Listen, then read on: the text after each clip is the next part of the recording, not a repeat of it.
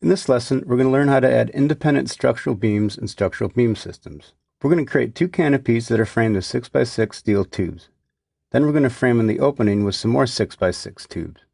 There are two ways to add beams to the model. You can add them in one by one, point by point, or you can actually define a space, define the framing members and the spacing, and let Revit automatically fill the void. The objective of this lesson is to do both. First, we're going to attach some columns to the roof and make some other adjustments. Then, we're going to add the perimeter framing, then add beam systems to fill in the space.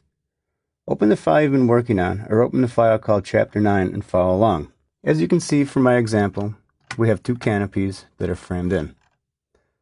Not too big, but enough to get the lesson across. There's one on one side, and there's one on the other side. If I go down to level 2, we'll see that we have the framing in place, level 2. If I turn on my hidden line, we'll see that the hidden lines get turned on as well. The first thing we're going to do is go to a 3D view. On the View Control toolbar, set your graphics display for shaded.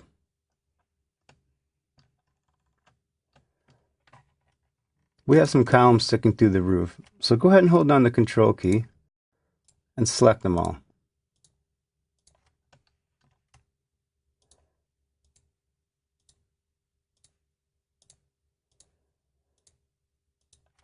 We could have picked a window around them, but sometimes you're better off selecting them one by one.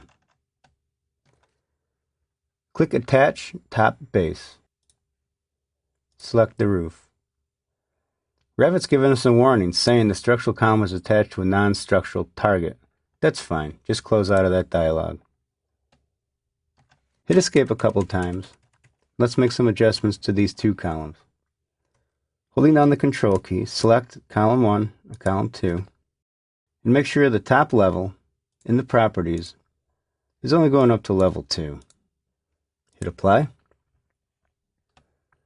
Boy, they're a lot shorter than they were. Another problem is we need to make structural plans. If you go to your project browser, notice we have structural plans and floor plans. If you expand structural plans, we'll see that we're missing level 1 and level 2. That's okay, we can add those right now. If you go to the View tab, go to Plan Views, let's go to Structural Plan. Revit knows that these two are missing. Hold the Control key down and select level 2, so we have both selected, and then hit OK.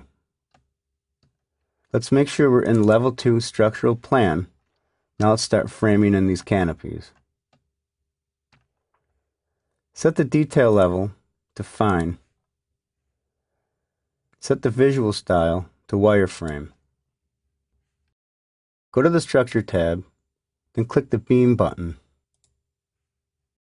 Let's load a family in. So on the Mode panel, click Load Family.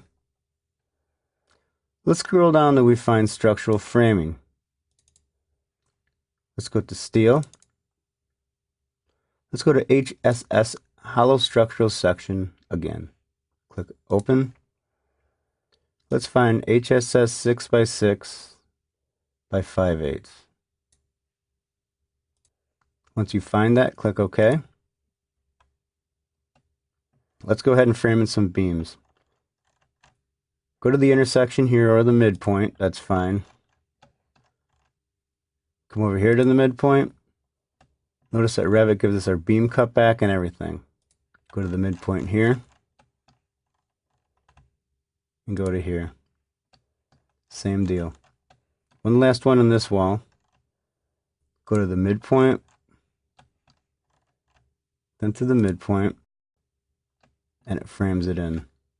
Let's come in 6 inches off the face of the wall and draw a beam back this way. Revit frames it in. Now that we have that done, let's click on Beam System on the Structure panel. These variables are fine, but for the pattern, for the layout rule, let's select maximum spacing.